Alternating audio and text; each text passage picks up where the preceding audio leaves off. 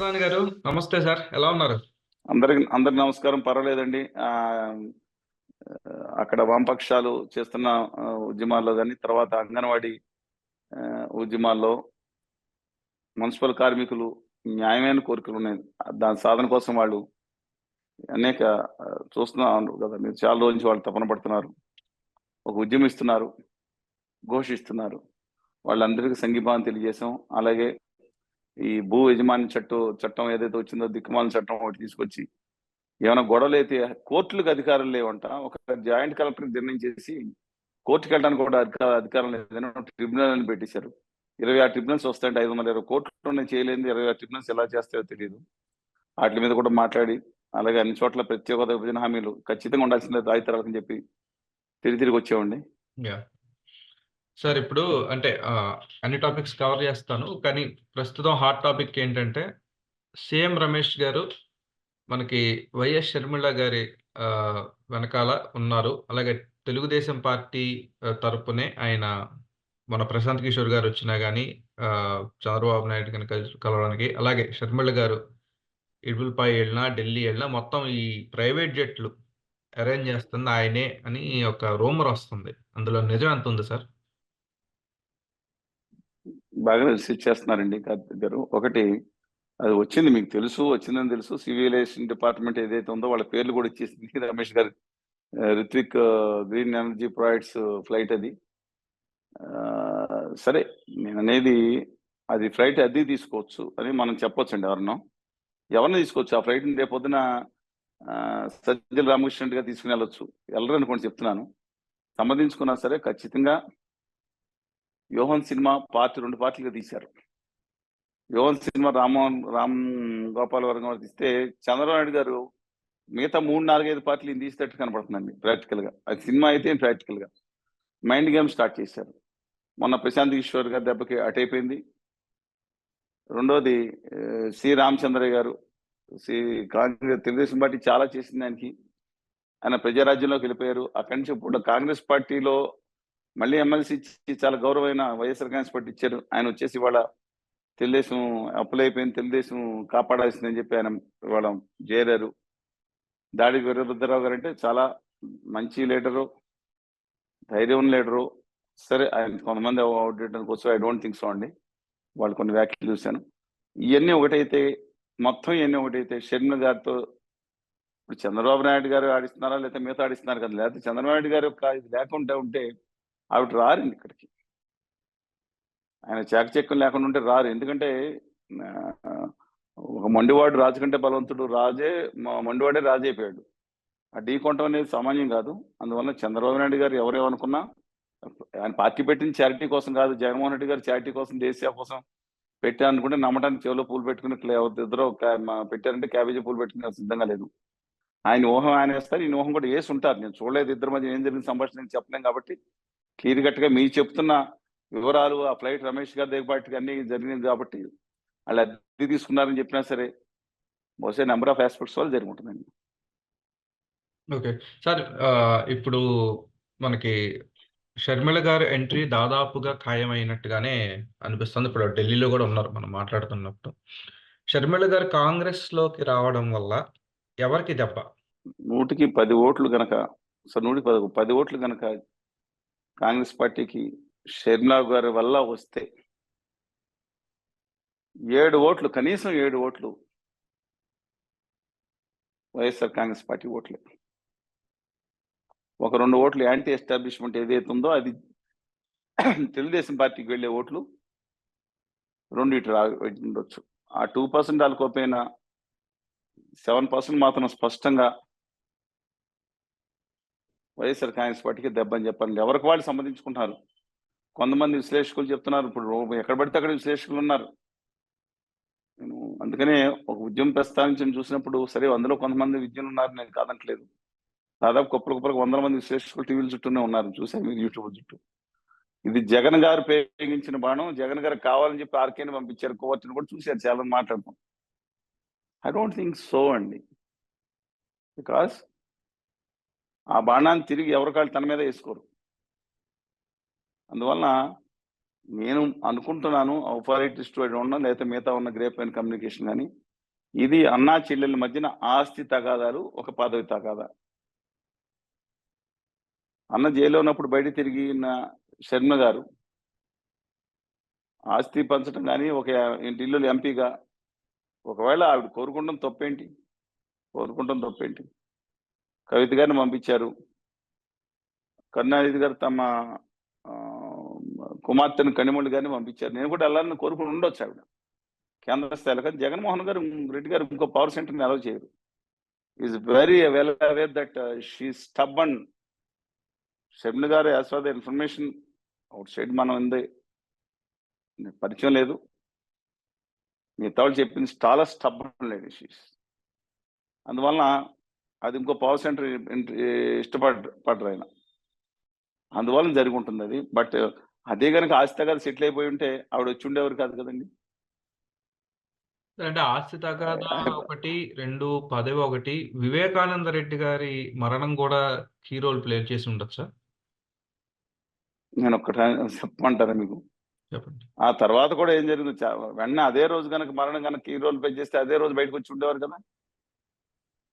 Everything 99% స్వార్థం రాజ్యం వెళ్తున్న ఈ రోజుల్లో పదవి కోసం దేనైనా వదిలేసుకునే ఈ రోజుల్లో చాలా మంది ఇంకా డెప్త్ గా మనం ఆలోచించగలుగుతామండి.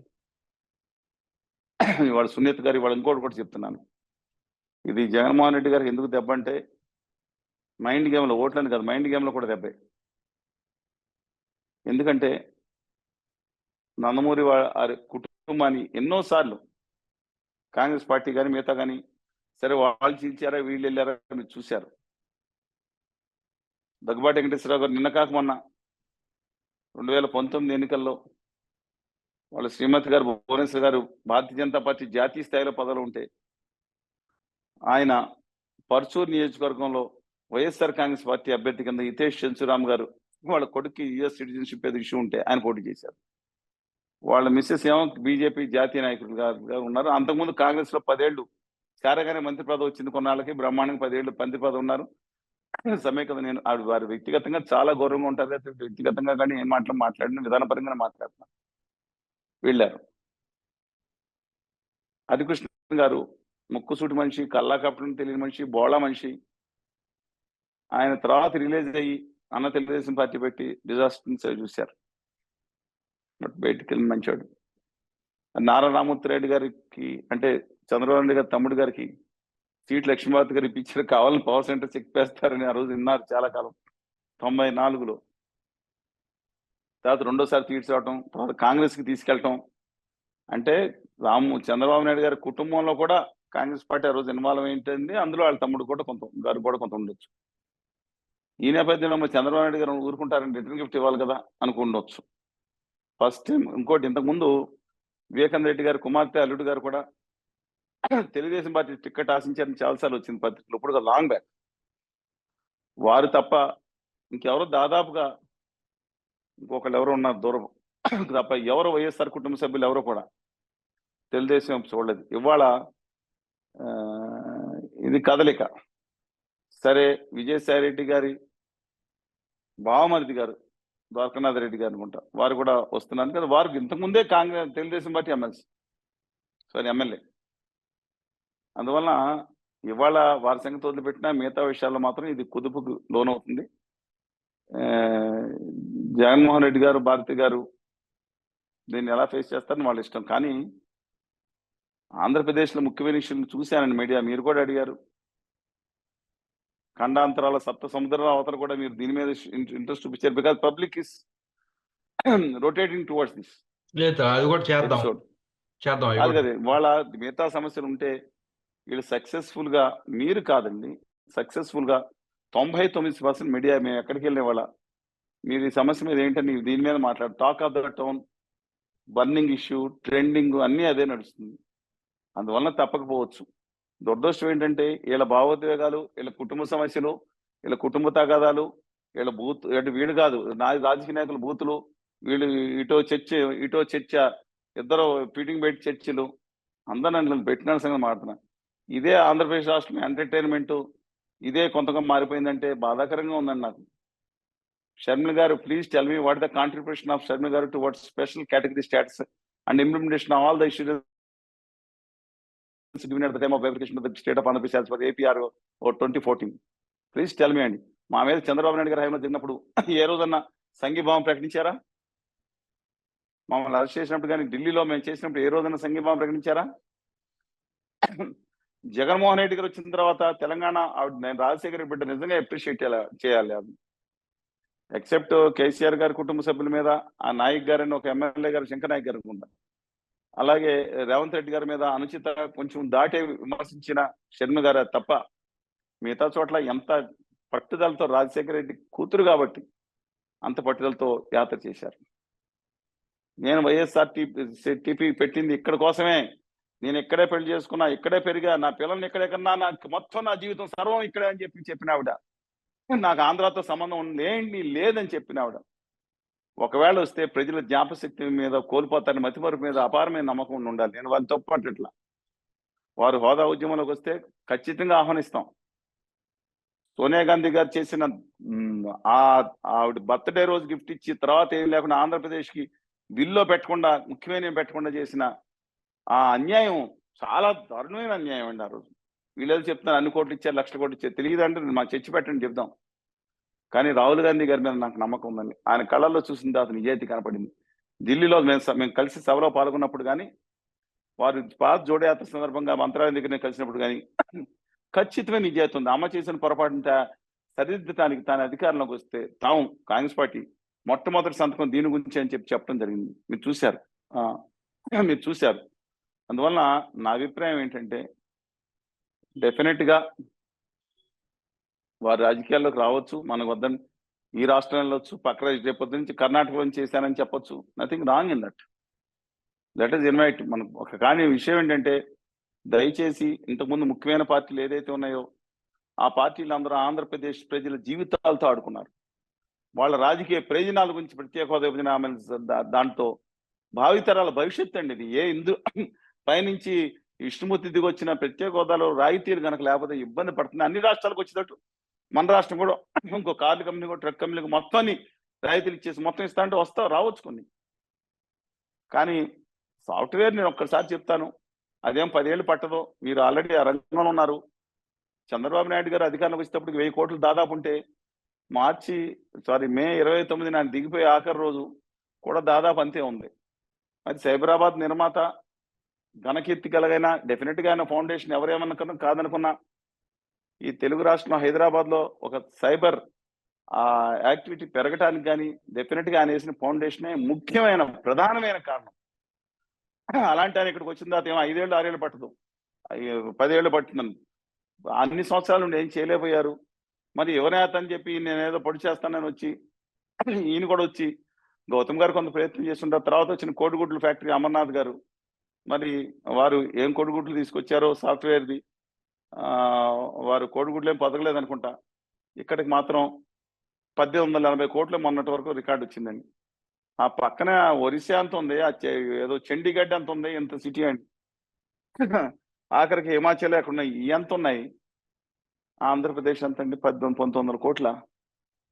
పక్కన తెలంగాణతో నేను కంపేర్ చేసుకుంటాను. 2024 ఈ సంవత్సరం, ఇప్పుడు ఈ సంవత్సరం ఆఖరి నాటికి 3 లక్షల కోట్లు దాటిపోతుందని అంచనా. చాలా బాధగా ఉందండి. అందుకని వీళ్ళందరూ దీన్ని వాడుకోవడానికి, రాజకీయ స్వార్థ ప్రయోజనాలకు వాడుకోవడానికి వస్తే చాలా బాధాకరం. నీతితో నిజాయితీతో పోరాడుతాను రమ్మండి. ఇంకెవరితో స్కోర్ సెటిల్ చేసుకోవడానికి ఎవరో ప్రయోగించిన బాణంగా రావద్దండి. సొంత ఆహ్వానించాలి. మన రమణ రాపైనా వస్తారు. వాళ్ళకి అండ దండ బలం కులం ధనం బలగం మీడియా ముఖ్యంగా అన్నీ ఉన్నాయి వాళ్ళకి. ఇటు తిడితే అటు మీడియా, అటు తిడితే మీడియా. మాకుంది ఎక్కువగా సోషల్ మీడియా. ఎప్పుడన్నా పిలిపిస్తే మేజర్ మీడియా వాళ్ళు అప్పుడప్పుడు పిలిచే వాళ్ళిద్దరికి ధన్యవాదాలు చెప్తున్నాను. ఏమీ లేదండి, వాళ్ళు 90% లేదు. బూతులతో చర్చలు జరిగే కార్యక్రమాలు కొన్ని చోట్ల నడుస్తున్నాయి. అందువల్ల మీరన్నా ఇవాళ శర్మ గారు వీడియో చూస్తారు లేదు నాకు తెలియదు, కానీ చిత్తశుద్ధితో వారు హామీల అమలుకి ప్రయత్నించాలని. ఇంతకుముందు రఘువీరెడ్డి గారు, నీలకంఠాపురం రఘువీరెడ్డి గారు మంచి ప్రయత్నం చేశారు. ఆంధ్రప్రదేశ్లో సబ్బాలని డెఫినెట్ గా ఐ విల్ అప్రిషియేట్ దింగ్. తర్వాత సాగి శైలజనాథ్ గారు కొంత ప్రయత్నం చేశారు. గిడుగు రుద్రాజు నేను కాక మొన్న వచ్చారు. వాళ్ళ ప్రయత్నాలు ప్రత్యేక హోదా విభజన హామీల సాధన సమితితో కలిసి వారు ప్రయాణించిన ప్రయాణం వారికి తెలుసు. వారికి ధన్యవాదాలు చెప్తా. షర్మిల గారు కనుక ఒకళ్ళు వచ్చితే స్టార్ కంపెనీ వారు కూడా దీంట్లో ప్రయాణించాలని చెప్పి కోరుతా ఉన్నామండి. ఎవరికి హై హ్యాండెడ్‌నెస్ లేకుండా. Okay sir. ధన్యవాదాలు సార్.